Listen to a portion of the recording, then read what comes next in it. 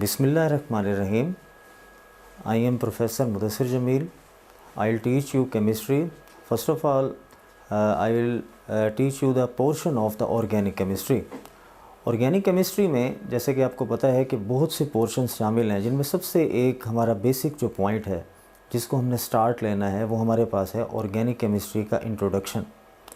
अगर हम देखें केमिस्ट्री के ऑर्गेनिक केमिस्ट्री के इंट्रोडक्शन को, तो कुछ पॉइंट्स ऐसे जो हमारे पास एक जो मेथोडोलॉजी है जिसको हमने लेकर चलना है, जिसमें हमने MCQs बेस्ड जो है स्टडी करनी है।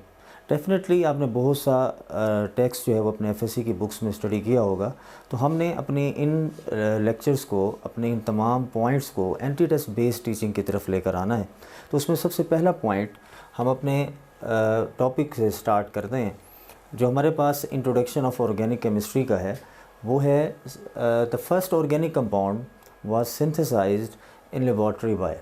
ये एक मेमोरी बेस्ड क्वेश्चन है जिसके चांसेस बहुत रेयर होते हैं। डेफिनेटली क्योंकि हमने अपना एक स्टार्ट लिया तो उसमें हमारे पास हर तरह के क्वेश्चंस की जो है वो चांसेस होते हैं, तो हमने इसको भी निगलेक्ट नहीं किया। तो सबसे पहला पॉइंट जो हमारे पास है कि वो ऑर्गेनिक कंपाउंड, आपने उन साइंटिस्ट का नाम बताना है जिन्होंने सबसे पहला ऑर्गेनिक कंपाउंड सिंथेसाइज़ किया लेबॉर्ट्री में।